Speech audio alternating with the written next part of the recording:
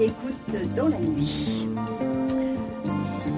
Chantal Bali, bonsoir à tous, bienvenue et merci de partager cette soirée avec nous. Pour nous rejoindre et entrer dans le dialogue, le téléphone 01 56 56 44 00. Notre invitée ce soir est Victoire Desgé, conseillère en orientation, graphologue et accompagnatrice en process communication. Passionnée par l'éducation, elle est elle-même mère de 6 enfants. Victoire Desgé aide de nombreux parents en leur donnant les repères nécessaires pour éclairer leur chemin de croissance. Et elle vient de publier aux éditions Teki « Aimer et guider son enfant », 10 clés pour développer ses talents. Victoire Desgé, bonsoir. Bonsoir Chantal. Alors, peut-être on pourrait compléter la présentation pour mieux vous connaître. Alors, écoutez, très volontiers. Donc moi, comme vous l'avez très bien dit, je suis graphologue. Je fais beaucoup de conseils en orientation. Scolaire et... Alors justement, pour des jeunes scolaires, souvent au lycée, à partir de la 3e, pour des jeunes étudiants, mais l'orientation, finalement, à chaque fois qu'on avance, et la vie est un chemin, on a besoin de s'orienter. Et finalement, j'ai beaucoup d'adultes qui, à un moment ou un autre, de leur vie professionnelle, de leur vie personnelle, ont envie de faire un point, mieux se connaître, mieux comprendre quelles sont leurs motivations, quelle est leur personnalité, trouver des réponses sur leur mode de fonctionnement. Et à ce titre, viennent pour du conseil en orientation, donc des bilans de compétences aussi pour les adultes. Et puis donc du conseil en pédagogie, et du conseil en communication qui s'adresse plutôt à des entreprises, à des managers, toute personne en situation de communication, mais plutôt pour une vie en entreprise. Vous me disiez justement que on émet sur un canal et puis, enfin, voilà. Alors en fait, le principe de la process communication, c'est issu des recherches de Tebi Keller, qui est un chercheur qui a travaillé pour la NASA. La demande de la NASA était la suivante: comment faire cohabiter dans une cellule extrêmement petite et confinée des astronautes qui sont peut-être des pointures intellectuelles, mais qui ont besoin aussi de pouvoir cohabiter, travailler ensemble sans rentrer en conflit. Et donc Tebi Keller a fait tout un tas de recherches et s'est rendu compte que on pouvait finalement faire une espèce de modélisation de cette communication en comprenant qu'en gros on a 6 canaux pour émettre, un petit peu comme une radio, 6 fréquences, et que certaines personnes émettent et reçoivent sur la même fréquence, d'autres sont plus complexes, elles émettent sur une fréquence, reçoivent sur une autre, et que finalement, un petit peu comme pour un Chinois qui va parler à un Américain, même si l'Américain lui dit des choses extrêmement gentilles, s'il ne comprend pas le langage, il ne reçoit pas le message. Et l'idée, c'est de pouvoir s'adapter d'une façon assez rapide au mode de communication de l'interlocuteur. Ça ne dit rien sur l'intimité de la personne, sur son ressenti, mais plutôt sur sa façon de communiquer. Voilà. D'accord. Donc c'est extrêmement important en entreprise, mais aussi en famille. Oui, en couple, aussi, en famille. Oui. Finalement, tout parent et tout éducateur, en fait, au sens large, directeur d'école, enseignant, etc., peut être intéressé par cette méthode parce qu'elle est applicable relativement facilement. Alors, Juliette Levivier, qui a fait la préface de ce livre, dans sa préface, elle rappelle que les parents sont les premiers et principaux éducateurs de leurs enfants. C'est une remarque qui n'est pas inutile à une époque où l'État voudrait se substituer aussi au rôle éducatif des parents sous prétexte de libérer l'enfant. Et vous, au contraire, Victoire Desgé, gardant les pieds sur terre, le cœur ouvert et la tête froide, vous aidez les parents à assumer leur fonction parentale et leurs tâches d'éducateur. Alors, pourquoi, profondément, pourquoi avez-vous écrit ce livre? Et puis, à qui s'adresse-t-il aussi, particulièrement? Alors j'ai écrit ce livre parce qu'en fait, dans ma pratique professionnelle, je suis un petit peu en bout de chaîne éducative et je suis souvent l'interlocutrice de parents qui me disent au fond, on a fait pas mal d'erreurs éducatives, mais si on avait su, personne ne nous l'a dit, On n'a pas toujours le temps et c'est pas toujours accessible d'ailleurs, de lire tout un tas de livres de psychologie, de pédagogie. Comment faire pour avoir quelques repères intérieurs, comme une espèce de boussole qui puisse permettre aux parents de s'adapter à l'enfant. On est passé d'un monde un petit peu normatif où on était dans une notion d'héritage et de chaîne. Chacun était un maillon dans cette chaîne, donc on recevait quelque chose, on le transmettait, sans forcément tellement de remise en cause. Et puis, en mai 68, tout ça a explosé, a un peu éclaté, et on a beaucoup de parents qui se sont retrouvés sans repère, le jouet un petit peu de tout un tas de théories qui ont été plus extrêmes les unes que les autres. Donc on a eu d'abord il est interdit d'interdire. Oui, c'est ça, oui. Maintenant on entend que éduqué par l'humiliation, une interview dans laquelle on me posait la question il n'y a pas très longtemps, est une bonne chose. Enfin voilà, on entend tout et son contraire, des choses parfois très farfelues avec des gens très très sérieux. Et comment finalement faire une synthèse de quelques repères, avec beaucoup de bon sens aussi, mais avec tout le bagage de la psychologie qui, malgré certains excès, a quand même pu identifier les modes de fonctionnement de l'enfant, les étapes de progression, et finalement, les parents, même s'ils vont s'adapter à l'enfant, doivent quand même commencer par respecter aussi le mode de fonctionnement et le mode de progression. Il y a des choses qu'on peut exiger à un certain âge, pas forcément à un autre, etc. Bien sûr. Et vous avez donc la compétence de votre métier, puis aussi celle de mère de famille. Donc sur sur le terrain, oui.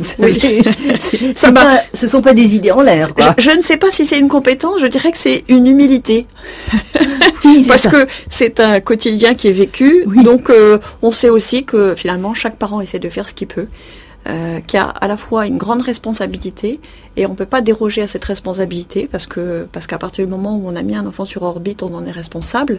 Et donc on doit aller au bout de cette responsabilité, même s'il y a des jours où on aimerait bien poser la charge. Oui, c'est ça, mais là on peut pas. Voilà. C'est ça. Donc on va jusqu'au bout, oui. Mais en même temps, sans se bercer d'illusions et cette illusion, pour moi, elle est principalement le rêve d'une famille parfaite. Ah oui. Voilà. Oui. Ou une famille en carton-pâte, une famille idéale, avec des enfants qui marchent bien à l'école, avec des enfants intelligents, avec des enfants gentils, obéissants. Je l'ai pas encore rencontré, en fait, pour tout vous dire, cette famille. Voilà. C'est peut-être bien aussi, parce que trop parfait. Voilà, trop parfait, ça cache souvent quelque chose. Mais surtout, ça m'a apporté cette humilité, et puis effectivement, l'expérience du quotidien dans une famille. Alors justement, les parents, puisque ça s'adresse particulièrement aux parents, quels sont les parents d'enfants petits, les besoins de ces parents? Alors les besoins de ces parents, en fait, ils sont pas toujours conscients qu'ils vont poser les bases d'une construction. Je sais pas si ça veut, pour les auditeurs qui ont déjà construit une maison ou restauré une maison, c'est peut-être parlant. On commence par poser les bases et le départ est comporte un peu de frustration parce qu'au finalement, c'est pas très gratifiant. On voit assez peu les résultats. On a l'impression qu'on travaille beaucoup, on fait beaucoup d'efforts pour quelque chose qui n'est pas très visible. Et il y a parfois un découragement qui est lié à cette dimension de fondation. On se dit mais je suis inutile, ce que je fais ne sert pas à grand chose, sans être forcément conscient qu'en fait on fabrique la matrice avec des choses essentielles. Et si cette matrice, un petit peu comme dans de la cire, quand vous faites un seau dans la cire, plus la cire est molle et plus le seau va s'imprimer profondément. Bien sûr. Et ça n'est que 15 ans, 20 ans, 25 ans plus tard qu'on mesure à quel point la première impression, donc cette matrice, a été totalement fondamentale. Mais je dirais que quand on le découvre, c'est fini. Ou c'est rattrapable, mais c'est plus compliqué. Voilà. Et moi, j'ai une aînée qui a 22 ans et demi. C'est là qu'on voit aussi le positif qui a été donné, et puis parfois certaines erreurs. Voilà, c'est partie de la vie. Sûr, oui. Mais je pense que souvent, moi, ça m'arrive souvent de donner des conférences sur la pédagogie, je rencontre à cette occasion souvent, et j'ai des questions de parents d'enfants petits qui sont justement un petit peu découragés, un petit peu là, et de se dire on sert pas à grand chose. c'est pas très visible. C'est pas visible, mais ce sont vraiment les fondations et c'est totalement essentiel dans la vie de l'enfant, et sur le plan affectif, et sur le plan intellectuel, et dans la construction morale. C'est vraiment entre 0 et 10 ans que les fondations sont posées. Voilà. Et alors donc ces fondations, c'est en gros c'est quoi ces fondations pour l'enfant? Qu'est-ce qui...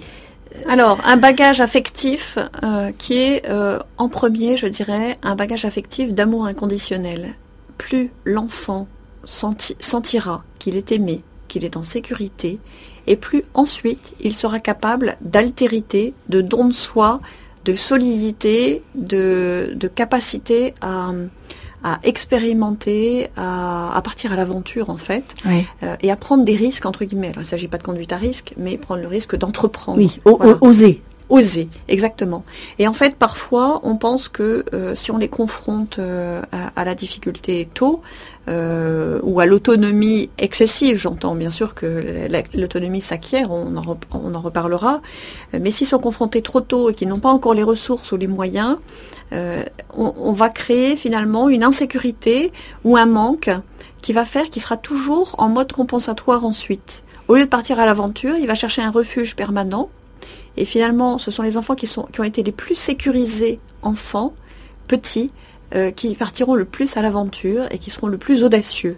Et sur le plan affectif, on va retrouver la même chose. Plus un enfant a senti la sécurité, de l'amour inconditionnel de ses parents, c'est-à-dire « je t'aime quoi que tu fasses, même si tu as des mauvaises notes à l'école, même si tu m'agaces, même si tu as transgressé, je t'aime quoi qu'il en soit », ça ne veut pas dire que j'aime tout ce que tu fais, Non, mais je t'aime quoi que tu fasses, et ça, l'enfant a besoin de l'entendre, a besoin de le comprendre, quoi qu'il en soit. À ce moment-là, il va être d'autant plus capable d'accéder à cette altérité et au don de soi. Alors ça, c'est vraiment pour le petit. Mais l'adolescent, évidemment, les parents... quels sont les besoins des parents d'adolescents? Qu'est-ce qu'ils ont besoin de savoir pour aider leur enfant à grandir? Le sujet est large, donc il est difficile de traiter en une question. Néanmoins, continuer à garder un cap et donner des repères. Et je pense que ces repères, on les donne essentiellement dans l'échange et la communication avec les adolescents. Une communication qui s'établit forcément sur un mode de confiance. Et ça veut dire que pour avoir ce mode de confiance avec des adolescents, il faut avoir tissé une confiance dès l'enfance. Mais oui. Voilà. Donc ça veut dire aussi des relations en vérité, des relations sincères, pas de mensonges, un respect de l'autre, etc. Enfin, et l'enfant le sent, ça. Et l'enfant le sent. Oui. Et donc, poser les bases d'une communication saine permet ensuite d'échanger. Plus ça va, plus l'enfant va finalement avoir de liberté ou un degré de liberté dans sa prise de décision. Au départ, c'est l'enfant qui va les parents qui vont déterminer toute la vie de l'enfant. Et plus ça va, finalement, plus l'enfant, entre guillemets, va échapper, et c'est souvent à l'arrivée au collège, l'enfant bascule dans l'adolescence, il échappe, entre guillemets, à ses parents, et si ces échanges n'ont pas été faits, s'il n'a pas été construit, à ce moment-là, il va commencer à transgresser, et on verra peut-être les bases de la conscience morale. Oui. Mais là, on a quelque chose d'important, surtout garder le cap. On a un monde qui peut être considéré par certains comme difficile, le monde d'Internet, le monde du numérique, les écrans font intrusion dans la vie familiale, là aussi c'est un sujet. Donc l'adolescent est confronté à tout un tas de choses, tout un tas de dangers, le cannabis, la pornographie, voilà, tout un tas de choses. Il y a plusieurs solutions. La première, c'est de construire une bulle et d'essayer de garder l'adolescent dedans. Je ne pense pas que ce soit viable et faisable. Certains essayent, mais concrètement pour moi ça réussit pas. Oui, c'est sûr. La deuxième, ça cause des problèmes plus tard.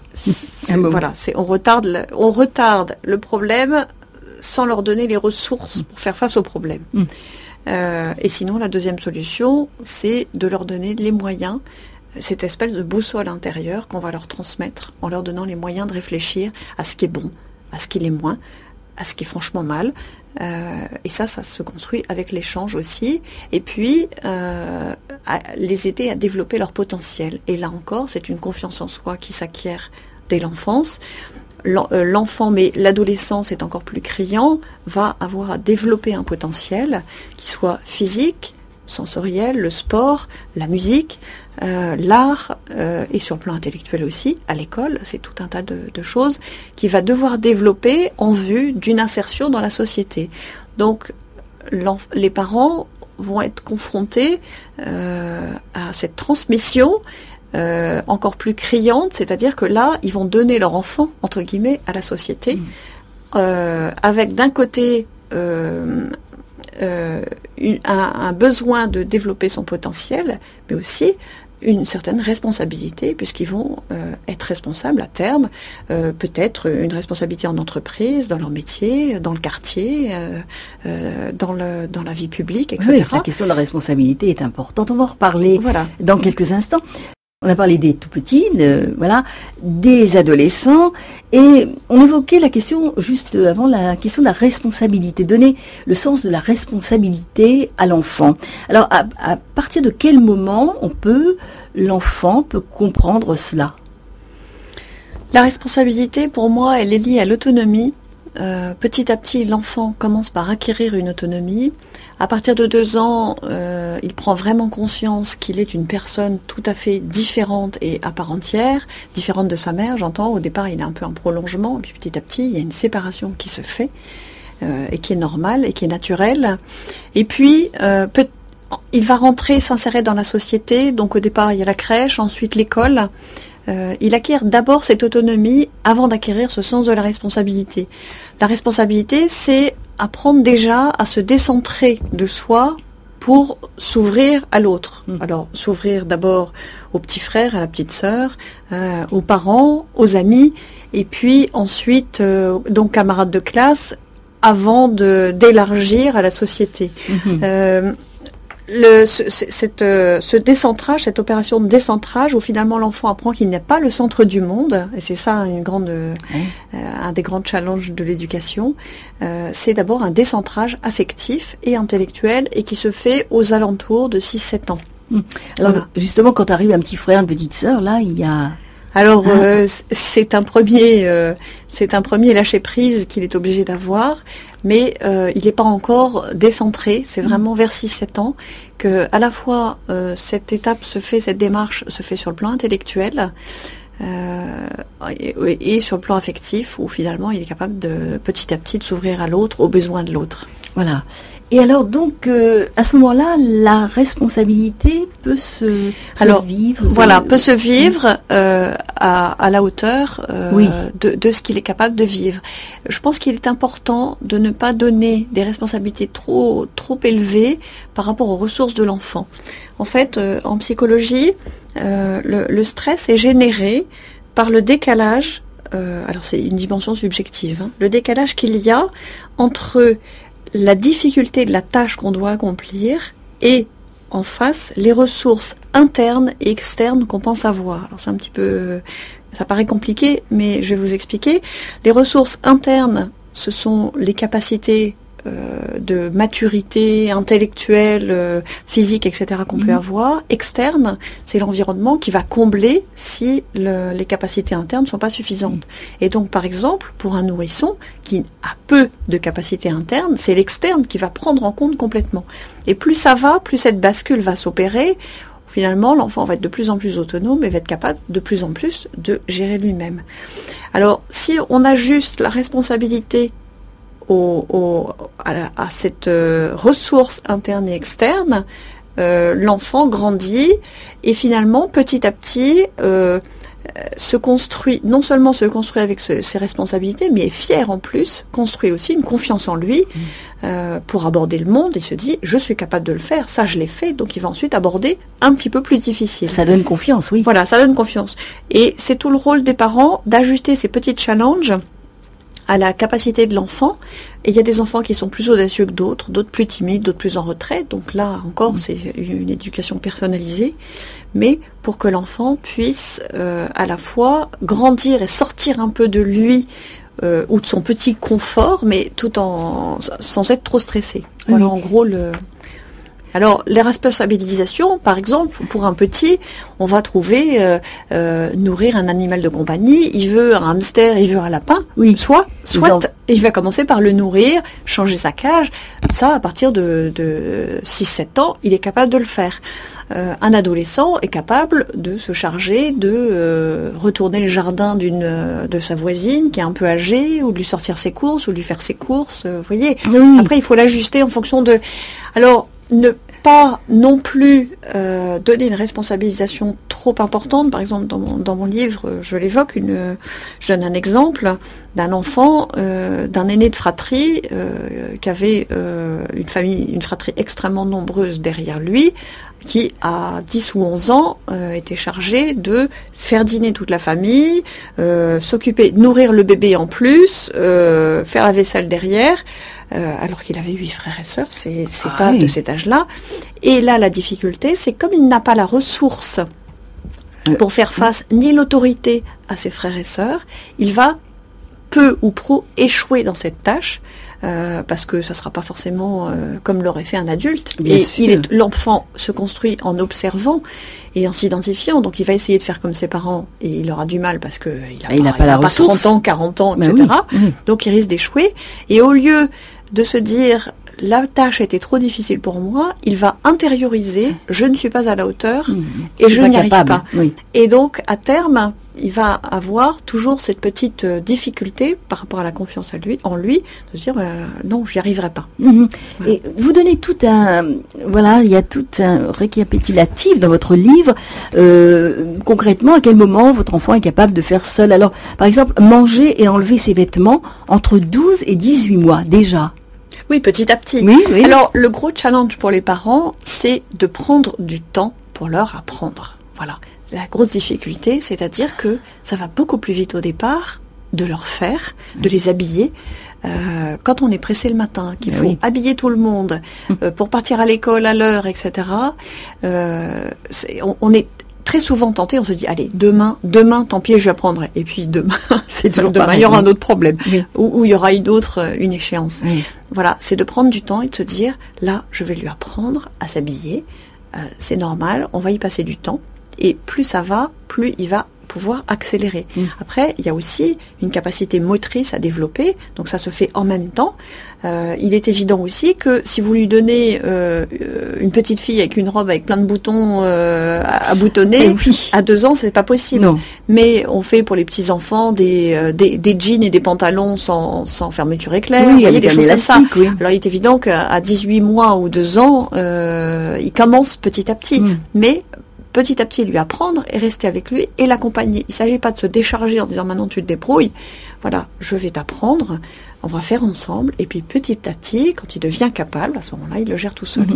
Et puis il est content quand il a appris quelque chose. Il est fier et il le montre même, je sais pas, aux grands-parents. Tout à fait. Un enfant est fier, il a envie de grandir. Ça c'est quand même, c'est le grand allié de l'éducation. Il a envie de grandir et c'est une vraie victoire personnelle et c'est aussi une façon de lui donner confiance. Pourquoi ? Parce qu'en fait, à chaque fois que l'enfant a une expérimentation positive, il y a une trace qui s'enregistre dans le cerveau, il libère des hormones euphoriques, et le cerveau engrange une expérience positive qui va avoir tendance à renouveler si c'est positif. Alors que s'il échoue, il va avoir tendance justement à se bloquer et le cerveau va faire en sorte, et c'est l'instinct de conservation qui nous pousse à ça, va faire en sorte d'éviter la fois suivante la difficulté. Voilà. Donc plus on engrange de petits challenges positifs, et c'est aux parents justement d'ajuster ce que chaque enfant est capable de faire, et là il faut éviter la comparaison, parce qu'il y a des enfants qui vont se développer d'abord sur le plan intellectuel ou affectif avant le plan physique. Et puis d'autres, ça va être un petit peu le contraire. Sur le plan moteur, ils vont être hyper dégourdis, ils vont marcher à 4 pattes comme des champions, mais peut-être qu'ils apprendront à lire beaucoup plus lentement. Oui, c'est ça, et là, on a des étapes dans la progression de l'enfant, c'est sûr, mais il faut les ajuster avec chaque enfant, et même dans la fratrie, et surtout éviter de comparer, parce que chaque enfant va se développer vraiment plus spécifiquement par un endroit privilégié. Ce sera peut-être le plan moteur, le plan intellectuel, le plan affectif, ou le plan relationnel, verbal. Il y a des enfants qui sont extrêmement bavards et qui parlent déjà parfaitement bien à pas tout à fait 2 ans. Alors que d'autres vont attendre 3 ans et demi, vraiment pour avoir un langage très, très fluide. Voilà. Oui. Alors petit à petit, la responsabilité, elle se développe au rythme de l'enfant. Voilà, elle se développe au rythme de l'enfant, mais elle se développe aussi si les parents ont décidé, ça c'est sûr, ont décidé de leur confier des responsabilités. C'est ça. Et quand une responsabilité est acquise et que l'enfant éprouve cette fierté, d'abord il gagne en confiance en lui, donc il va être capable d'aborder un challenge suivant. Et justement, toute la responsabilité des parents, c'est de se dire, voilà, ça il l'a acquis, maintenant on va s'attaquer à ça comme chantier. Je dis attaquer comme chantier parce que on voit bien, je reprends l'exemple de la construction d'une maison, qu'on ne peut pas tout faire en même temps. Non. Donc on va commencer par un point qui semble important et puis ensuite un deuxième. Pas donner 50 consignes à l'enfant. Voilà, un petit challenge par jour, puis un petit challenge par semaine. Voilà. Et puis quand c'est acquis, par exemple, dire merci. Vous obtenez le merci, c'est-à-dire que quand l'enfant a quelque chose, on lui donne un objet, on lui donne son assiette, il apprend à dire merci. Quand il a acquis ça, eh bien, on va demander le bonjour monsieur, ou bonjour madame, etc. Vous voyez, je prends l'exemple de la politesse, après ça peut être autre chose, mais ne pas être sur tous les fronts en même temps. Bien sûr. Et c'est aussi pour ça que ça va demander de l'humilité aux parents, de se dire, mon enfant n'est pas parfait, il est en construction, donc voilà, je m'attaque à cette partie-là. Quand il aura acquis, ensuite on passera à celle-là. Alors la question de la conscience morale, à quel moment un enfant va-t-il, la question du bien et du mal, en fait, lui faire prendre conscience de cela, c'est pas, dans l'éducation c'est important. Oui, alors en fait la conscience morale se construit en plusieurs étapes. Elle se construit en gros en 3 étapes. En fait, dans les premières années, l'enfant a ce qu'on appelle une morale hétéronome. C'est-à-dire que c'est en gros la loi du plus fort, c'est le plus grand qui a raison. Dans son esprit, si son grand frère ou sa grande sœur lui dit « Allez viens, on va prendre de la confiture dans le pot de confiture », il est évident dans l'esprit d'un tout petit qui a 3 ans que si le grand frère l'a dit, c'est que le grand frère a raison. Donc la loi, c'est ce qu'on appelle la loi du plus fort, qui justifie pleinement dans son esprit, bien sûr, ou dans sa logique, on va dire, l'acte. Alors, bien sûr, ça a ses limites, quoique certains sont encore, à cette dimension-là. Ensuite, à partir de 2 ans, petit à petit, l'enfant va intégrer ce qu'on appelle la loi du permis est défendu. En fait, c'est l'apprentissage de la propreté qui est le départ et l'apprentissage du non. Les parents vont poser pour la première fois des interdits. Ben non, tu touches pas à la prise électrique. Non, tu n'as pas le droit de monter sur la cuisinière, ni sur les meubles. Non, tu ne tapes pas ton petit frère ou ta petite sœur, etc. Voilà. Donc il y a tout un tas de non qui commencent à arriver, alors qu'au départ c'était pas le cas. Et petit à petit, donc, il va intégrer qu'il y a des choses qu'on fait, et des choses qu'on ne fait pas. Mais c'est plutôt, c'est une règle, c'est une loi. C'est pas encore la conscience morale. C'est l'embryon, c'est le départ. Et si les parents veulent qu'il accède ensuite à ce qu'on appelle la conscience morale, c'est-à-dire une intériorisation du bien et du mal, c'est plus une action coercitive de l'environnement qui dit, et la peur du gendarme, tu fais ça sinon tu auras une punition, c'est voilà une intériorisation en disant je fais ce qui est bien et j'évite ce qui est mal. Oui. Et ça, cette démarche, elle vient à partir, en gros, c'est la résolution du complexe d'Oedipe qui permet ce passage-là. Alors, ça serait un peu compliqué de reprendre tout, de reprendre cette démarche, mais cette conscience morale ne peut s'intégrer que si les parents ont pris le soin, à chaque fois qu'ils émettaient une nouvelle règle, de l'expliquer. C'est-à-dire qu'ils vont faire appel à l'intelligence de l'enfant. Alors, il est évident qu'un enfant qui a 2 ans, 3 ans, va avoir un degré de compréhension qui ne sera pas le même qu'un enfant de 14 ans. Mais justement, avec des mots très simples, ils peuvent expliquer que on ne fait pas ça pour telle et telle raison. Ça peut être parce qu'il y a un danger, ça peut être parce que on met en danger l'autre, ça peut être parce que on gêne l'autre, on ne réveille pas son petit frère qui est en train de faire la sieste, ou tout un tas de choses comme celle-là. Et les parents vont donc faire appel à son intelligence pour lui expliquer la règle. Alors, il est évident, il faut être réaliste, que ils vont pas réexpliquer cette règle à chaque fois qu'ils sont confrontés à l'interdit. Bien sûr, il explique une fois, éventuellement une deuxième s'ils sentent que ça n'a pas été bien compris.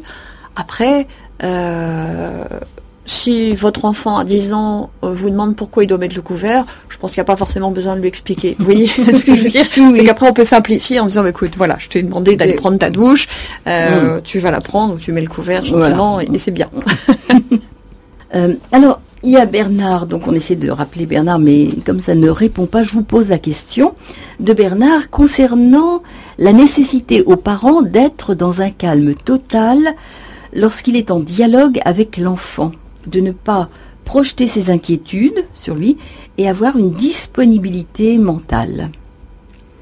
Voilà, c'est la question que pose cette nécessité dans la relation avec le parent. Qu'est-ce que vous pouvez dire à Bernard, puis aux autres parents, grands-parents qui écoutent? Alors moi, j'entends deux idées quand Bernard pose sa question. La première, c'est la question de la disponibilité avec le calme total, qui est important aussi. On a plusieurs degrés de communication avec l'enfant. Le premier, c'est de la communication factuelle. Peux-tu aller chercher de l'eau, s'il te plaît, etc. Enfin, le quotidien, voilà. Ensuite, on a une communication qui est une communication de partage sur ce que, par exemple, au dîner, ce que chacun a fait pendant la journée, qu'il a vu, ses joies. Et puis, une communication plus intime qui va demander ce qu'on va appeler une écoute active. C'est-à-dire, l'enfant va vouloir exprimer ses émotions, où le parent va aussi, à un moment ou un autre, poser un acte d'autorité en l'expliquant, en prenant vraiment le temps. Et là, effectivement, c'est pas forcément dans l'urgence qu'il faut le faire. Il faut débriefer ensuite. S'il y a eu une colère, etc., vous allez peut-être réagir en envoyant l'enfant dans sa chambre, en lui disant que quand tu seras calmé, tu redescendras, tu restes une demi-heure. Mais après, ça demande, surtout s'il y a des amis, qu'il y a eu de l'agitation et qu'il y a les petits, etc., après, de reprendre avec l'enfant et de débriefer un petit peu avec lui en disant voilà, il s'est passé ça, voilà ce que je te demande, voilà ce que j'attends de toi, et puis que l'enfant aussi puisse exprimer ses émotions, parce que s'il a été en colère, c'est qu'il y a eu un moment ou un autre une frustration. Oui. Donc elle peut être légitime aussi, c'est une chose que le parent peut entendre, et ça veut dire que cette communication ne s'installera pas si l'enfant, d'ailleurs comme le parent, est pressé, est stressé, est dans l'action. Il y a un moment où il faut s'arrêter, prendre un certain recul pour écouter. Je suis tout à fait d'accord avec l'approche de Bernard. Après, il y a une deuxième idée, c'est la question de projeter ses inquiétudes.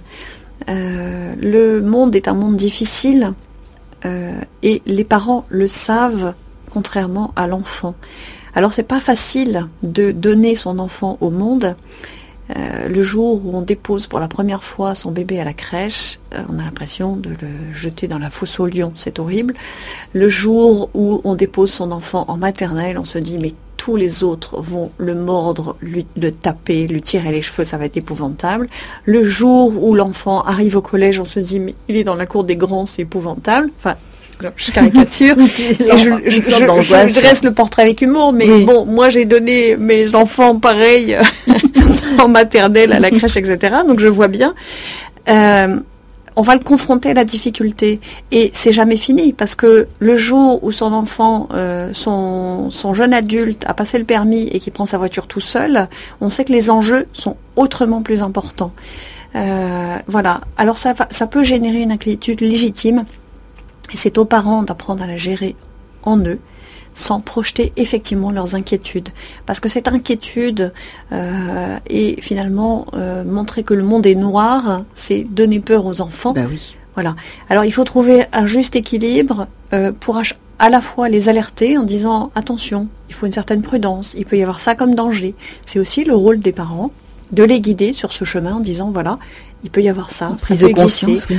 Un enfant qui va tout seul en colonie de vacances, il a besoin aussi d'avoir un certain nombre de considérations sur la prudence. Oui, voilà. Bien sûr. Donc, tout ça sont des choses qui sont importantes, et trouver comment l'alerter. Voilà, si tu prends le métro et que quelqu'un t'embête, comment tu dois réagir, comment tu peux réagir. Si un adulte te demande des choses qui sont pas correctes, qu'est-ce qui est correct, qu'est-ce qui ne l'est pas, comment tu dois réagir, qu'est-ce que tu peux faire, etc. Vous voyez, ça sont des choses, il faut l'avoir anticipé aussi. Et ça, voilà, l'enfant peut y être confronté. Mais pour le reste, ne pas dresser un tableau noir du monde. Nos enfants sont nés en période de crise. Ils ont tout le temps entendu parler de chômage, de crise, il faut leur demander, il faut leur donner envie de vivre dans le monde dans lequel ils sont. C'est leur monde. Voilà. Donc il ne faut pas non plus noircir le tableau en disant mais c'est épouvantable et il y aura que du chômage, etc. Non, il faut pas. C'est leur couper les ailes. Mais bien sûr. Oui. Alors donc finalement, dans l'éducation, il y a les parents aussi grandissent parce que justement ils doivent apprendre à gérer cette inquiétude. Donc ça demande de prendre du recul, par rapport à soi, par rapport... Alors ça demande de prendre du recul, ça demande de se concerter aussi entre les conjoints. Quand c'est pas le cas, de pouvoir trouver des conseils. Je pense qu'il faut pas non plus hésiter à demander à des proches, en étant attentif au discernement.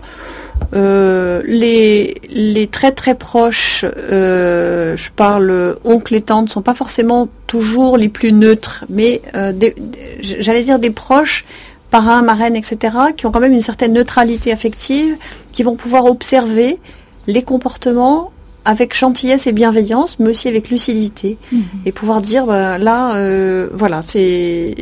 Si tu te poses une question, moi je pourrais réagir comme ça. Ou j'ai souvenir par exemple dans ma propre vie de mère de famille, une fois pour un de mes fils, j'étais très très en colère pour une transgression sur une règle familiale.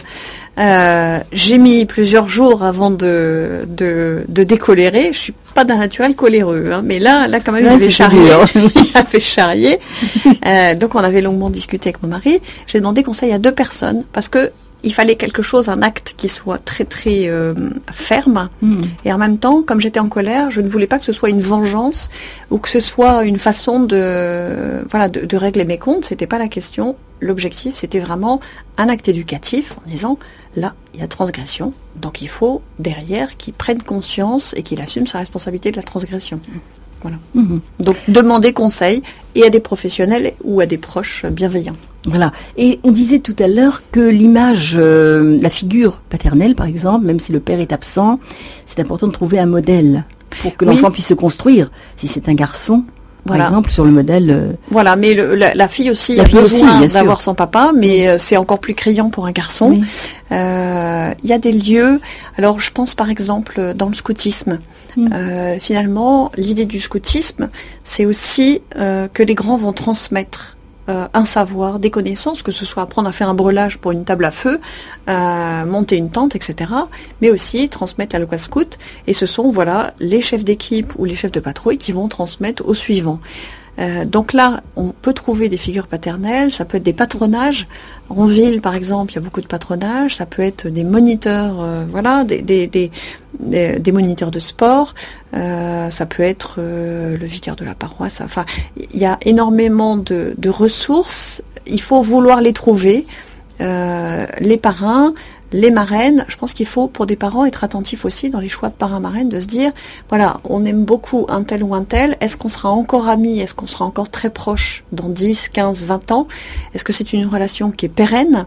Parce que finalement, à un moment ou un autre, mon adolescent, il aura aussi besoin d'avoir des référents, et puis même s'il s'entend très bien avec ses parents, de pouvoir échanger avec des adultes, de pouvoir trouver des conseils, aider au discernement. Ça ouvre son horizon relationnel. Ça ouvre son horizon relationnel, et ce qui est important, c'est que l'enfant se construit vraiment par identification. C'est-à-dire que on s'approprie ce qu'on trouve de beau ou de bien chez l'autre. Donc l'enfant observe et se dit, ça c'est vraiment chouette, je vais le prendre, je vais me l'approprier. Mais ça c'est une démarche psychologique bien sûr. Oui. Je vais me l'approprier et intégrer cette qualité que je lui trouve. Et finalement, plus on a d'adultes référents, plus on va avoir une mosaïque riche d'identification. C'est-à-dire que s'il y a un seul modèle, l'enfant risque d'être un petit peu le clone de son père, de sa mère, voilà. Et plus il y a d'adultes référents, et donc d'éducateurs, plus il va pouvoir prendre le sens artistique de son professeur de musique, prendre la ténacité de son prof de foot. Enfin, je donne plein d'exemples. Voilà, mais finalement, avoir une mosaïque beaucoup plus enrichie. Et alors, donc l'adolescent aussi, là c'est des modèles dans le monde réel, mais l'adolescent peut avoir des modèles autres, plus fictifs, de héros, je ne sais pas. Alors quel est le danger est-ce qu'il y a un danger? Alors, c'est pas toujours un danger, puisque la littérature a toujours donné à l'adolescent finalement tout un tas de héros qui lui permettaient de se construire. C'est aussi une forme d'appropriation et d'identification. Maintenant, les vecteurs sont très différents. Il y a aussi beaucoup le cinéma, il y a aussi le théâtre, etc. Et c'est une occasion à la fois pour l'adolescent de continuer à s'identifier, mais aussi de pouvoir identifier aussi toute une palette d'émotions, de sentiments, puisque finalement, il est seul parfois face à ses émotions, et de voir l'autre qui y est confronté par la lecture va l'aider à verbaliser les choses qu'il a en lui. Donc ça, c'est quand même une dimension intéressante, avec le risque aussi, c'est que de s'identifier à des figures qui sont violentes, voire perverses, et là il y a un vrai risque, puisque finalement le contrôle est aujourd'hui assez limité, que finalement aujourd'hui presque tout rentre dans la maison. Oui, donc là il y a un vrai problème de contrôle du numérique par Internet. Oui, c'est pourquoi il faut beaucoup parler par rapport à ces modèles virtuels. Il faut parler, et puis il faut poser aussi des règles, des limites. Je pense que les parents doivent quand même poser des limites. Avoir la DSL chez soi, je pense que ça fait partie un peu de la vie, comme le téléphone, comme tout ça. Il faut vivre avec, mais justement leur apprendre à gérer. Il y a des moments où on coupe la communication externe, il n'y a pas d'écran, il n'y a pas de film, des moments privilégiés, on est à table, on va privilégier les personnes qui sont présentes. À certains moments de vacances, on peut aussi faire une coupure pour prendre du recul par rapport à ça, sinon on est vite dans la dépendance. Et puis aussi, exiger qu'un enfant ait une connexion Internet seul dans sa chambre alors qu'il a 10 ans, c'est un vrai danger. N'importe quel enfant est confronté aujourd'hui à la pornographie. Il y a des choses extrêmement violentes et perverses sur Internet. Je vais vous donner un exemple qui nous est arrivé à nous. Un jour, mon fils, qui est passionné de Playmobil, a voulu taper sur Google héros Playmobil. Voilà, parce qu'il y a un petit site Playmobil, et voilà. Mais comme il était à l'époque en CM1, donc héros, il savait pas que héros ça prenait un H, alors il a tapé sur Google E-R-O-S. Mais souvenez qu'il y avait un S à héros. Oui, d'accord. Mais pas le H. Oui. Bon, et bien héros, oui. J'étais à côté, heureusement. Donc j'ai arrêté et je lui ai expliqué. Mais voilà, l'enfant, mais même de bonne volonté. Oui, et après ça... oui, bien sûr, on voit comment c'est peut-être pervers, glisser, voilà. Nous allons écouter tout de suite Gisèle qui est en ligne. Bonsoir Gisèle. Oui, bonsoir Madame Bailly, bonsoir à l'internaute. Voilà. Bonsoir Gisèle. Victoire DG. Je vous remercie infiniment pour le partage de vos compétences et savoirs en matière de relations parents-enfants. C'est magnifique. Ma question, elles sont multiples. La première, c'est de savoir comment vous organisez vos orientations scolaires pour les Est-ce que vous pouvez, excusez-moi, Gisèle, bouger un peu parce que c'est un portable et donc on entend difficilement, peut-être en bougeant un peu D'accord. Voilà, c'est mieux. Oui, c'est mieux. Oui, très bien. D'accord. Donc, moi, je disais que mes questions, mes préoccupations, elles sont multiples. La première, c'est de savoir, n'est-ce pas, comment vous organisez vos orientations scolaires pour les enfants de 3e et 4e. qui est très très sensible aujourd'hui dans les... Là, on entend difficilement, Gisèle. Est-ce que vous pouvez à nouveau bouger? Parce que là, c'est... Oh bon, je vais peut-être me déplacer. Oui. Bon. Là, c'est mieux. C'est mieux pour l'instant. Oui, allez-y. Donc, on vous entend. D'accord. Non, je disais, n'est-ce pas, comment vous analysez vos orientations scolaires pour les enfants de 3e et 4e? Alors, je fais des bilans, je travaille à partir d'une analyse graphologique approfondie et je travaille aussi à partir de tests qui permettent de faire émerger les intérêts professionnels, les valeurs professionnelles, etc. Mais ce sont des bilans personnels, donc à ce moment-là, les gens viennent consulter dans mon cabinet. Voilà. D'accord. Est-ce que vous animez des groupes, des rencontres paroles, des groupes paroles, parents, enfants et enseignants? Alors, des groupes de parole, non. Des conférences dans les écoles ou au sein des AFC, des appels, etc., oui. D'accord. Parce que je suis éventuellement intéressée par tous vos sujets et développer aussi le tutorat parce que vous avez parlé du référent éducatif pour l'enfant. Voilà. Et moi, je pense que essaye de mettre le tutorat en place pour l'enfant va beaucoup l'aider. C'est partie, n'est-ce pas, de mon projet, le tutorat éducatif, c'est-à-dire le parrainage. Et après, vous pouvez bouger encore un peu, vous pouvez bouger à nouveau, Gisèle. Allô? Oui, allez-y, ça va. Oui. Oui, je parlais du tutorat. Ouais.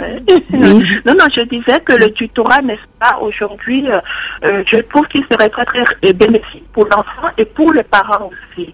Parce que ça permet à l'enfant d'avoir une assurance pour lui, sur lui, voilà. Tout ce qui va permettre de favoriser le tissu affectif et constructif pour l'enfant, comme pour les parents aussi. Voilà, donc finalement, la lutte des classes où on opposait les jeunes contre les vieux, les hommes contre les femmes, je pense que ça n'a pas mené à grand-chose. Au contraire, de dire chacun a une complémentarité. Comment on peut enrichir finalement les uns les autres, de l'expérience des uns, de l'énergie des autres, de l'intelligence, de la culture d'autres, etc. Voilà, faire partager. Donc le tutorat est un exemple de tricotage du tissu affectif, relationnel et donc social. D'accord. Alors, donc, je peux donner votre site, Victoire DG. Oui. Alors, c'est... Oui. Ça s'écrit comment ou je prends ça à l'antenne? Oui, je le donne. C'est alors www. Allô? Oui, vous écoutez, vous entendez? J'entends plus. Je peux prendre vos coordonnées ou je le prends à l'antenne? Alors, je les donne. Si vous cherchez sur Google, vous l'aurez. Sinon, c'est victoire-dg-conseil.fr. Mais vous l'aurez sur voilà, Google. Ça a coupé. C'est pas très voilà. Bon. On peut le redonner pour les auditeurs, www.victoire-dg-conseil.fr. Voilà. Donc, nous évoquons l'éducation avec vous, Victoire DG. Et peut-être, alors, un point important, c'est le principe de réalité. Alors, expliquez-nous, c'est un vaste programme, mais incontournable. Oui. Dans l'éducation. Incontournable, d'autant qu'il n'est pas inné, c'est-à-dire que l'enfant va, dans sa croissance, spontanément grandir, les cheveux vont pousser, les yeux vont prendre leur coloration définitive, etc. Ça, ce sont des choses qui se mettent en place, même si on n'y prête pas attention. Alors que passer du principe, ce qu'on appelle du principe de plaisir au principe de réalité, n'est pas une donnée acquise, et c'est la bascule que les parents vont aider à faire et qu'ils vont accompagner dans l'éducation. Au sens où le petit est ce qu'on appelle sur le principe de plaisir, c'est-à-dire qu'il veut son plaisir immédiat, tout de suite, sinon il hurle, d'ailleurs on voit bien dès qu'il a faim, il est très très vite mécontent, et il faut le combler le plus vite possible. Et puis plus ça va, plus il va être capable de différer ce plaisir et être capable d'attendre. Alors quelles sont les conditions pour ça ? La première, c'est qu'il soit en situation de sécurité affective et matérielle. Ça, c'est un point incontournable. Un point incontournable. Affective et la deuxième, il faut qu'il y ait une régularité dans les soins. Pourquoi ? Parce que l'enfant n'a pas de notion de temps. Cette notion de temps s'intègre à partir de 2 ans, petit à petit, et elle s'intègre notamment par le rythme de la journée. C'est-à-dire que le petit va prendre conscience petit à petit par les habitudes de vie que on se lève, puis on s'habille, puis on se lave les dents, enfin on petit déjeune, puis on va se laver les dents, on va à l'école, etc., etc. Et puis ensuite on rentre déjeuner, si on rentre déjeuner, si on va à la cantine. Il y a tout un tas de rites qui vont s'installer. Et finalement, ces rites vont lui permettre d'intégrer une notion de temps et de l'intérioriser. Et comme il l'aura intégré, il sera capable d'attendre. Alors je vais vous donner un exemple. Je prends souvent cet exemple d'un petit qui est sur sa chaise haute et qui va attendre le déjeuner. Donc il attend, il a 12-13 mois, il est impatient, mais comme il sait qu'il y a une régularité des soins, il sait que quand le micro-ondes va sonner ou le petit four va sonner, c'est que le repas est chaud et prêt, et sa maman lui met son bavoir, donc là assis sur la chaise haute, son bavoir, etc.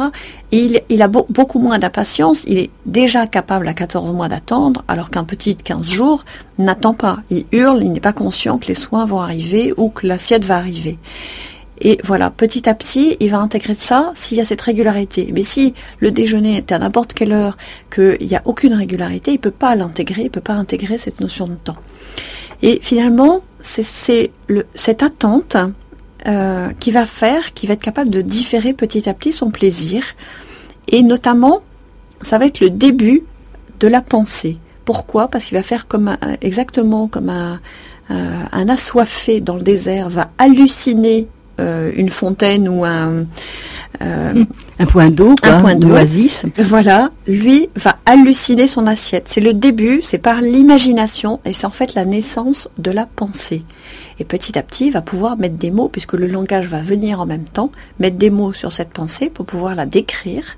Et c'est le début donc de la réflexion intellectuelle. Alors on voit bien que cette réflexion intellectuelle, elle est aussi née de la frustration. Un enfant qui n'a pas de frustration ne se met pas en route non plus dans l'imaginaire et donc la pensée. Voilà, donc ça c'est une donnée qui est importante, et c'est de différer son plaisir qui va faire qu'il va intégrer le principe de réalité, c'est-à-dire je n'aurai pas tout de suite mon plaisir, mais je suis capable d'attendre pour en avoir un supérieur, parce que le but n'est pas de faire souffrir l'enfant inutilement. Le but, c'est de lui permettre d'attendre. Par exemple, dans les études, et je vois bien moi en orientation, un enfant qui n'a pas intégré qu'il y a un principe de réalité et qui va différer ce plaisir, ne va pas être capable, entre guillemets, parce que c'est pas une question de capacité intellectuelle, mais plutôt affective, de se mettre au travail, de fournir un travail suffisant pour se dire, voilà, je vais travailler mes maths, dans 2 mois, j'aurai de très bonnes notes, parce que ça met du temps aussi, il y a une inertie. Ou je vais faire telle école, et puis ensuite j'aurai le métier qui m'intéressera. Ça veut dire que pour être dans cette optique-là, il faut déjà être capable de différer son plaisir, de se dire, le travail que je fais aujourd'hui, il ne payera que dans 1 an, 2 ans, 3 ans. Vous voyez, cette démarche, elle ne s'intègre que si petit, elle se met en place. Alors, si j'ai le temps, vous me laissez. Oui, bien sûr, je peux vous donner un exemple. Je le raconte parfois en entretien quand j'ai des jeunes qui ont un petit peu de mal à supporter la frustration. Les Américains ont fait des tests avec des enfants en maternelle. Ils ont pris des enfants de toutes les catégories socio-professionnelles, de tous les genres. Ils n'ont pas fait de test de QI, c'est-à-dire qu'on avait vraiment du tout venant, des enfants plus intelligents, d'autres plus en difficulté. On avait des dyslexiques, on avait des dyspraxiques, enfin tout. C'était très représentatif comme échantillonnage. Et puis, ils faisaient venir les enfants dans une pièce et ils disaient, voilà, là il y a un caramel dans cette boîte. Ce caramel t'appartient. Je ferme la boîte, tu peux l'ouvrir quand tu veux. Tu vas rester 10 minutes tout seul, d'accord, dans cette pièce. Si tu as envie de manger le caramel à n'importe quel moment, tu peux le manger puisqu'il t'appartient. Mais si tu tiens 2 minutes, quand je reviens, je t'en donne un deuxième. Tu as gagné 2 caramels. Et ensuite, ils ont vu qui avait tenu et qui avait donc accepté de différer son plaisir pour en avoir un supérieur, et qui, au contraire, avait mangé le caramel tout de suite en disant « le plaisir est immédiat, je ne peux pas attendre ». Ensuite, ils ont revu les enfants 10 ans après, 15 ans après. Et ils se sont rendus compte qu'il y avait une corrélation totale, c'est-à-dire un lien total entre ceux qui avaient pu attendre, déjà en maternelle, un certain temps, ce qui est long pour un enfant de cet âge-là, et la réussite scolaire. Et c'est là qu'on voit aussi cette dimension. Alors, la frustration ne doit pas être excessive, sinon on donne des carences. Oui. C'est l'occasion de carences pour les enfants, ils ont le droit au nécessaire. Il ne s'agit pas de les faire mourir de faim, de soif, de froid, c'est pas le but, pour hein. leur donner de la frustration. Et c'est pas un plaisir sadique. Le but n'est pas de les faire souffrir, mais au contraire, petit à petit, de leur apprendre à supporter cette frustration, parce que le jour où ils travailleront en entreprise, ils devront supporter la frustration d'un certain nombre de choses, faire des études, etc. Enfin voilà, la frustration fait partie de la vie. Oui. Et l'acceptation du principe de réalité, rentrer dans la réalité, c'est accepter cette frustration, et c'est le seul chemin du bonheur sur Terre. Il n'y en a pas d'autre. Donc, mon point de vue n'est pas moraliste, c'est pas de dire, et encore moins d'être ascétique, mais de dire, si vous voulez être heureux, si vous voulez que vos enfants soient heureux, il faut leur aussi donner l'occasion de supporter un minimum de frustration, être capable d'attendre un minimum. Voilà, c'est ça. Et tous les psys me parlent de le manque, ça fait partie de... Le manque, et voilà, leur apprendre à l'accepter et leur dire que cette frustration est légitime, que ça occasionne une souffrance et que la condition humaine, c'est d'apprendre à vivre avec, s'ils veulent ensuite réussir. Et ce sont là encore des petites victoires. Il faut ajuster, personnaliser, ne pas donner trop d'un coup, sinon justement on a des carences. Mais un enfant, par exemple, je sais pas moi, qui dort sous la tente, il fait mauvais et c'est désagréable, il dort pas bien, ça veut dire qu'il a une nuit entière de frustration. Quand on a 12 ans, c'est long, une nuit entière, vous voyez. Alors là encore, pour certains ça va être ça, pour d'autres être capable de travailler et d'apprendre petit à petit, dire à son enfant, tu fais ce que tu dois avant ce que tu veux. Donc on fait les devoirs avant d'aller jouer. Enfin, on joue un petit peu au moment du goûter, mais après, est attentif de ne pas casser le rythme, parce que sinon ils reprendront pas. Ou on prend sa douche avant de regarder son dessin animé préféré. Ou, vous voyez, à chaque fois de se dire, on fait d'abord ce qu'on a à faire. Parce que on donne des petites habitudes de vie, et là encore on pose les fondations qui ne paraissent pas importantes à première vue, mais qui finalement sont des petites victoires qui vont le construire pour la suite. Oui. On parlait juste avant du principe de réalité, très important pour construire, passer du principe de plaisir, dans lequel le plaisir immédiat à un plaisir différé. Et donc, l'important, c'est passer du principe de plaisir au principe de réalité, c'est-à-dire vivre aussi dans la réalité, pas dans le virtuel, on l'évoquait un peu tout à l'heure. Et la conséquence de ce principe, ça débouche sur quoi, ce principe de réalité dans la vie, dans la croissance, dans les relations Alors j'ai parlé tout à l'heure des études, il y a une interférence évidente avec les études dans la vie en entreprise, ou le métier, mais il y a aussi un autre grand domaine où c'est un principe fondateur, c'est la dimension relationnelle. C'est-à-dire que pour accéder à l'altérité, c'est-à-dire la relation adulte d'égal à égal, et sans rapport de captation ou de domination, il faut que l'enfant puisse justement sortir de l'égocentrisme de l'enfance, où il est centré sur son désir à lui, sur son besoin à lui, et être capable justement de supporter là aussi la frustration affective de ne pas avoir tout de suite sa satisfaction, de ne pas avoir ses parents uniquement pour lui quand il doit partager un petit frère ou une petite sœur, de ne pas avoir ses grands-parents uniquement pour lui, enfin la notion du partage, mais aussi ensuite être capable d'identifier les besoins des autres, être capable d'accéder à une certaine compassion, à une certaine empathie. C'est une démarche, c'est la suite de la démarche. Et pour qu'il puisse construire ensuite des relations d'amitié équilibrées et ajustées, puis des relations amoureuses équilibrées, il faut qu'il puisse accéder à cette dimension-là. Donc c'est très important. Et aujourd'hui, on voit bien que il y a une carence même chez des adultes de ce principe de réalité. Oui, et dans l'amour, c'est j'ai mon plaisir tout de suite. Voilà, tu me plais, hop, on couche ensemble, et on n'a pas pris le temps d'élaborer une relation l'un par rapport à l'autre. On ne construit pas. C'est tout de suite le plaisir immédiat. Mais il y a un moment toujours où on doit payer une facture, que ce soit avant ou après. De toute façon, elle se paye. Voilà, c'est le professeur Joyeux qui disait « Dieu pardonne toujours, l'homme parfois, la nature jamais ». Ah oui. Donc, ce principe de réalité très important dans l'éducation. Hein. Alors, passons à autre chose, parce que c'est vrai que les parents sont toujours, il y a toujours une inquiétude des parents.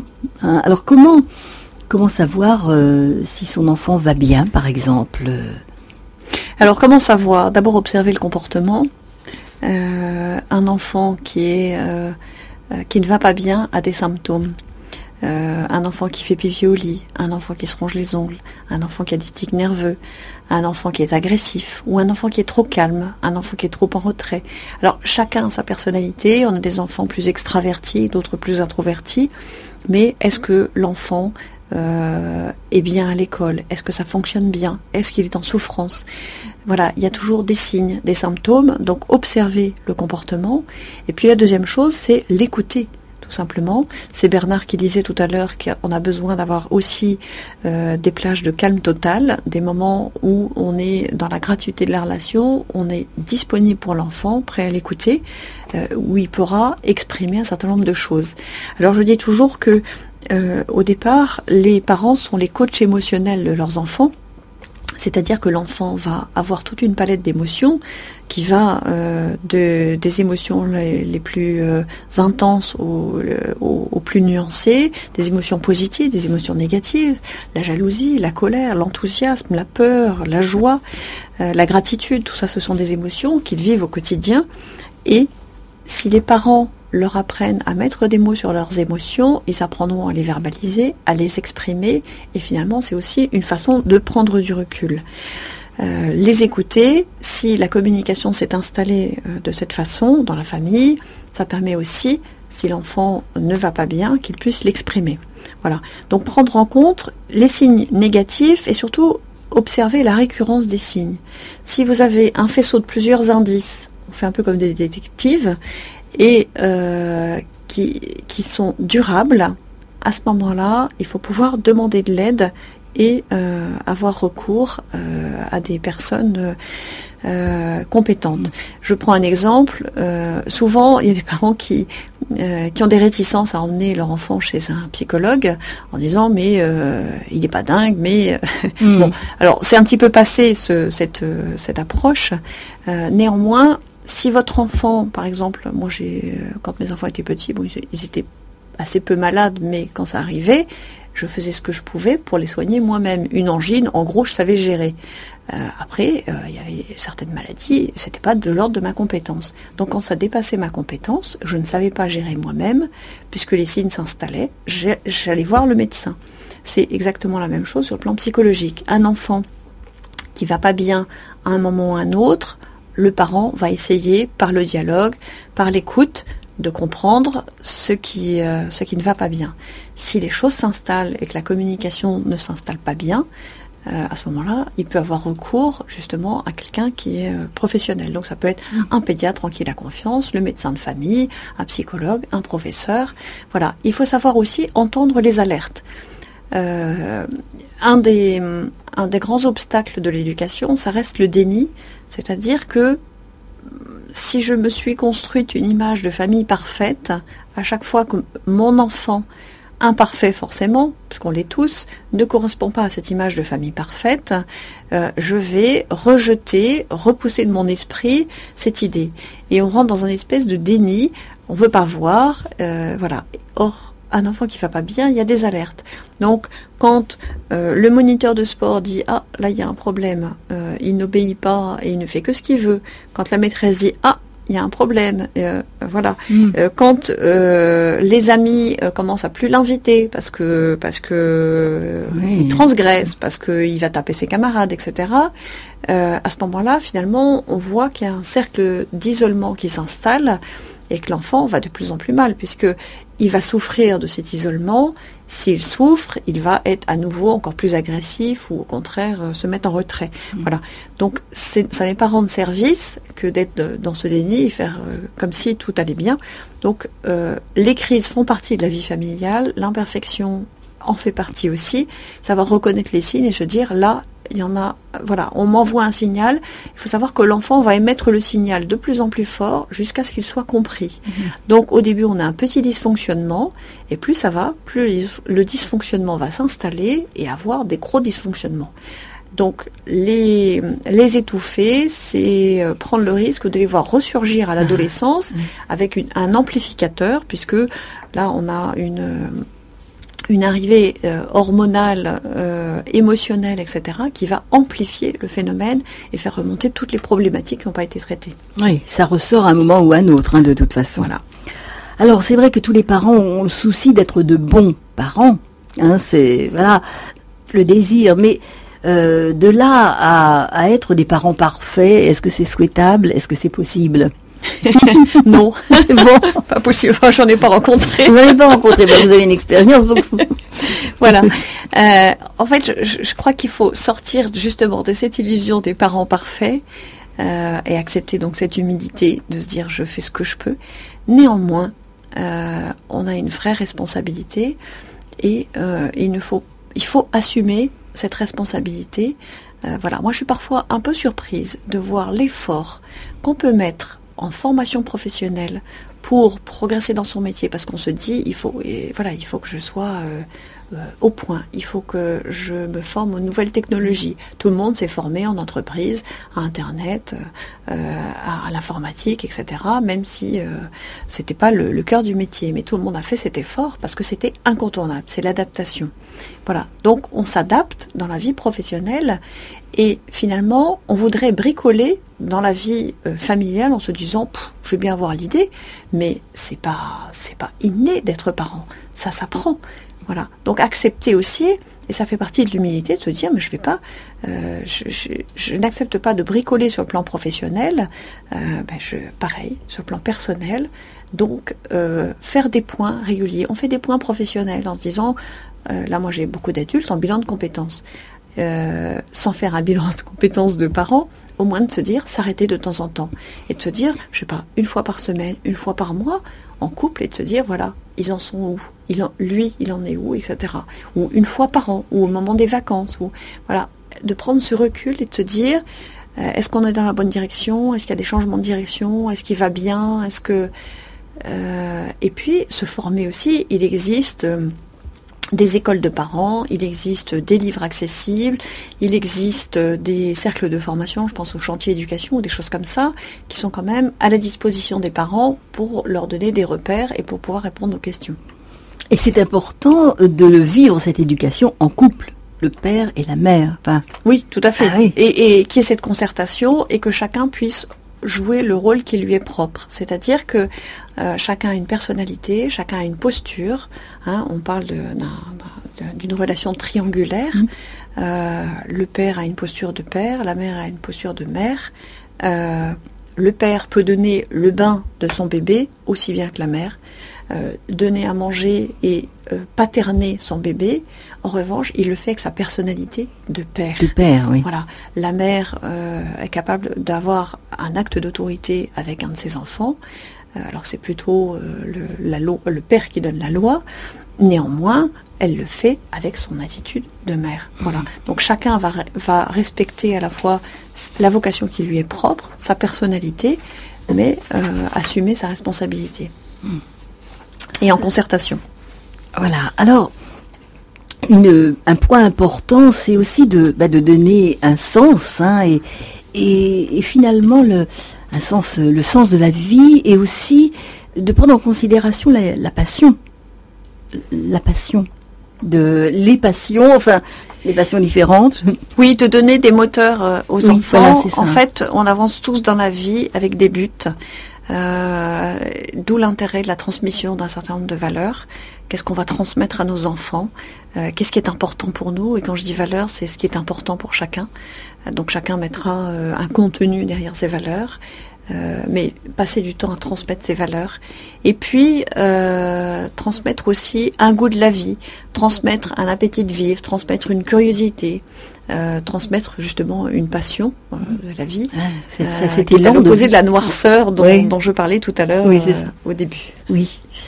Alors, c'est vrai qu'aujourd'hui, on constate tous que le rythme de la vie s'accélère. tout va très vite. Comment faire alors avec les enfants, avec les adolescents? Voilà, qu'est-ce qu'on peut faire pour agir de façon juste avec eux dans cette vie qui va de plus en plus vite? Alors, je l'ai un petit peu évoqué tout à l'heure, mais j'ajouterais, j'ai parlé de la question du numérique et des écrans, garder des moments ensemble, des moments de partage gratuits, développer une certaine complicité, prendre le temps de s'écouter, on l'a évoqué tout à l'heure avec Bernard, des repas en famille sans être interrompus par un téléphone, des moments de vacances où on prend le temps de partager, et puis leur offrir aussi des plages d'échange gratuits, mais faire des breaks, leur laisser le temps de jouer. Ne pas être tenté. C'est Jean-Paul II qui disait les écrans ne sont pas les babysitters de nos enfants. Finalement, ça va pas forcément développer beaucoup d'imagination ou de créativité. Les laisser jouer, imaginer un jeu de Playmobil ou de Lego ou de poupées ou de tout un tas de... On peut imaginer beaucoup de choses. On voit bien la différence de créativité avec l'enfant qui va élaborer une idée de départ. Et puis ensuite monter un jeu, et on voit quand plusieurs enfants jouent ensemble une dinette ou la marchande, etc. Donc ils vont mimer, ils vont s'approprier des choses qu'ils ont observées du quotidien chez leurs parents, chez les adultes, et puis ils vont remanier les choses. Et là, il y a une vraie élaboration intellectuelle et affective qui s'installe. Alors que quand ils reçoivent une information, c'est pas pour autant qu'ils peuvent pas regarder de film, mais si ils sont en permanence dans cette réceptivité un petit peu passive, ils n'élaborent pas grand-chose ou assez peu. Oui, là il y a une créativité qui s'opère quand justement dans le jeu. Alors il y a une créativité, et puis pour les petits, je l'évoque dans mon livre, mais on a assez peu de temps pour l'évoquer, le développement de la sensorialité par tout un tas d'activités manuelles, la cuisine, tout un tas de choses. Qui vont aussi nourrir cette créativité. Donc là aussi, on parlait, puisque vous êtes accompagnatrice en communication, process communication, justement la communication, la question de la communication, c'est un point important dans la vie relationnelle, dans la vie de famille. Comment communiquer en famille quand tout le monde, justement, a une vie éclatée, dispersée? Comment on peut faire? Alors, garder justement ces moments privilégiés, des moments importants, notamment le soir quand tout le monde se retrouve. C'est important quand même d'avoir un repas en famille et que chacun puisse raconter un petit peu ce qu'il a vécu dans la journée, les rencontres qu'il a faites, et exprimer aussi des émotions positives comme négatives qui ont pu l'habiter. Une autre chose qui est importante, c'est d'avoir une communication qui est sincère et fluide dans la famille, et pour cela, respecter aussi la construction de chaque enfant, sa personnalité. Je disais tout à l'heure, on a des enfants plus introvertis, d'autres plus extravertis, d'autres plus communicants, d'autres qui vont plus agir que exprimer par des mots. Ils vont rendre service, ils vont mettre la table. Il faut savoir aussi voir cette forme de langage. Certains vont être plus primaires, je le dis parfois dans mes conférences, d'autres plus secondaires émotionnellement. Primaires, c'est-à-dire qu'ils vont réagir dans l'instant et on voit tout de suite ce qui les habite, donc un petit peu impulsif parfois aussi, mais au moins c'est cash et on sait où on en est. Alors que le secondaire va avoir un temps d'inertie et finalement il va être habité par l'émotion liée à un événement à peu près 24 heures ou 48 heures après. Je sais pas, c'est un retardement. À retardement. Alors, je prends l'exemple, par exemple, d'un enfant qui perd son petit chat, ce qui est un tremblement de terre dans la vie d'un petit, parce qu'il il est mort d'une maladie, peu importe. Et sa maman, si elle est primaire et que cet enfant est secondaire, va être très attentive le jour où il a perdu son petit chat, à l'écouter, à être, vraiment à l'écoute de ses émotions. Mais l'enfant ne va rien manifester. Donc la mère, si elle est primaire, va se dire en fait, ça l'intéresse pas. Enfin, ça ne le touche pas. Il est indifférent. Et 2 jours après, quand l'enfant reçoit l'émotion de plein fouet, ou le lendemain, la mère, finalement, elle est passée à autre chose. Elle pense à ses courses, à son Leclerc à faire, à tout un tas de choses. Elle est passée à autre chose, et elle n'est pas forcément attentive ou présente à ce moment-là. Voilà, donc être attentif au rythme de chaque enfant, au mode d'expression et aussi à la sincérité dans le langage. Avoir un langage en vérité par rapport à ses émotions propres et à ce qu'on dit à l'enfant. C'est-à-dire qu'on ne va pas tout dire à l'enfant. Il y a des questions d'adultes qu'on ne va pas exprimer devant les enfants. Néanmoins, ce qu'on dit doit être juste. Voilà. Oui. Donc c'est une question que j'évoque dans mon livre. Et notamment, je parle de ce qu'on appelle le double bind, qui s'appelle en français la double contrainte, mais on dit plutôt le double bind, où finalement il y a une discordance entre ce qui est dit verbalement et le langage corporel ou le paraverbal, c'est-à-dire l'intonation, etc. Et l'enfant, lui, va percevoir, même s'il ne l'exprime pas par des mots, il va percevoir cette discordance entre ce qui est dit par les mots et ce qui agit, donc par l'attitude corporelle, qui va être en contradiction. Et comme le cerveau ne peut pas traiter l'information, puisqu'il y a une double contrainte, dans les deux cas, il est coincé, et il va rentrer ce qu'on appelle en bug, c'est-à-dire qu'il s'arrête, et ça amène une confusion, un état de confusion, et un état de stress chez l'enfant qui est important. Donc ça, la base de la communication fluide en famille, c'est aussi de pouvoir dire les choses, des choses vraies. Ça ne veut pas dire qu'on détient la vérité, mais au moins qu'il y ait cette sincérité par rapport à l'enfant. Ne pas mentir à l'enfant, il faut pouvoir le regarder dans les yeux et lui dire, écoute, voilà, ce que je te dis, c'est vrai, donc tu peux me croire. Et donc que les parents soient un modèle, soient eux-mêmes dans ce qu'ils disent, que leurs actes et leurs paroles soient en cohérence. Voilà. Oui, c'est sûr que si l'enfant, si le parent dit à l'enfant, tu dois pas mentir, tu dois dire la vérité, mais que il se fait arrêter par un gendarme et que l'enfant voit son père qui raconte des carabistouilles au gendarme, bah oui, c'est ça. Il est évident qu'il va retenir le comportement discordant et qu'il appliquera la fois suivante la part de mensonge. Voilà, ça c'est... Oui, en fait, c'est Marcel Clément qui disait « L'enfant n'obéit pas, il imite ». Voilà. Donc il se construit par identification, donc il va s'approprier ce qu'il voit comme exemple. Donc ce que vous lui donnez à voir, l'enfant est un fin observateur. Et quand on a des grands, on se rend compte à quel point ils ont observé avec finesse et parfois humour et recul nos modes de comportement, nos attitudes. Ils observent. Ah mais voilà. Et rassurez-vous, ça sort un jour ou l'autre. Mais ça veut dire aussi qu'ils l'ont intégré et qu'ils l'ont intériorisé. Donc la Dominique rappelait, puisque vous rappeliez le rôle important du père, mais que le rôle des mères aussi n'est aussi interrogeant aujourd'hui, maintenant, enfin, oui, c'est important aussi, il faut être en cohérence. C'est un triangle, relationnel, et donc, qui dit triangle, il faut les trois. Il faut les trois, exactement. Alors, quand il y avait Malvini tout à l'heure qui évoquait une situation, lorsqu'on n'a pas reçu, on a eu beaucoup de manques, de choses difficiles à vivre, qu'on n'a pas reçu cette éducation-là, est-ce que c'est rattrapable? Que faire? Alors, je pense que tout peut se rattraper tant qu'on est vivant. Les choses se rattrapent. C'est ce qu'on appelle la résilience. C'est Boris Cyrulnik qui a beaucoup travaillé sur cette question de la résilience. L'idée, c'est de dire que à partir du moment où il y a eu traumatisme, la personne peut retricoter. C'est comme si un tissu psychique était déchiré. Et la personne va pouvoir retricoter ce tissu psychique si elle trouve une figure de résilience. C'est-à-dire si elle trouve un adulte référent capable de l'écouter, de l'accueillir et de l'aider à se construire, ce qu'on appelle un tuteur de résilience. Et à ce moment-là, la personne va pouvoir se reconstruire et retisser une résilience qui va amener, en général, une fécondité un peu supérieure d'ailleurs, parfois une fécondité artistique d'ailleurs, une créativité.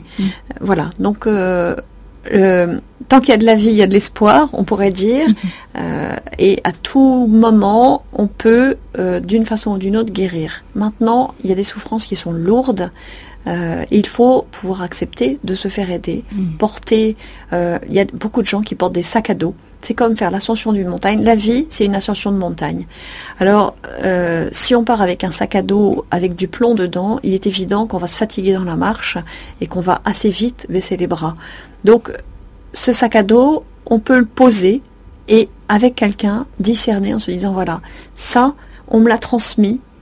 Voilà, peu importe la responsabilité de l'un ou de l'autre, la question n'est pas de juger, c'est de dire, on m'a transmis dans ce sac des billes de plomb, je ne suis pas obligée de les porter jusqu'au sommet de la montagne, je peux les poser là.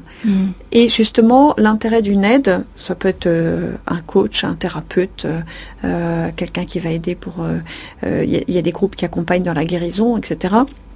Mais peu importe, mais quelqu'un qui est à la fois une écoute distanciée et bienveillante, qui va pouvoir avoir ce discernement et vous dire, ça, vous n'êtes pas obligé de le prendre, vous pouvez le déposer dans votre sac à dos. Il y a des choses que vous allez garder, que vous allez vous approprier, qu'on vous a transmises, et puis ça, au contraire, vous le redéposez. Il y a un tri à faire dans ce qu'on a reçu. Pardon. Dans ce qu'on a reçu. On n'est pas obligé par une sorte de, de fidélité mal placée. De fausse loyauté, en fait. C'est ce que j'appellerais d'une fausse loyauté. Oui. Et il y a aussi un tri à faire pour nos enfants, c'est-à-dire qu'ils s'approprient un certain nombre de choses, et c'est leur liberté aussi de dire, voilà, moi je m'approprie telle et telle valeur, telle autre. Alors il est évident qu'on fait acte d'autorité jusqu'à un certain âge, en fonction de ses valeurs spirituelles, intellectuelles, etc. Mais il y a un moment où l'enfant va poser un acte responsable, et c'est sa liberté d'adulte. Voilà.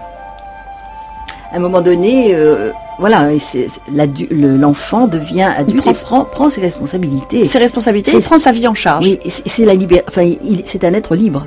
C'est un être libre et adulte. Un grand merci, Victoire Desgé. Je rappelle le titre de votre ouvrage, Aimer et guider son enfant, 10 clés pour développer ses talents. C'est paru chez Pierre Tecky, préface de Juliette Levivier. Un grand merci. Je rappelle aussi votre accueil. Merci. Le site www.victoire-2g, puisque il n'y a pas d'accent dans le site, conseil.fr, www.victoire-dg-conseil.fr. Grand merci. Merci.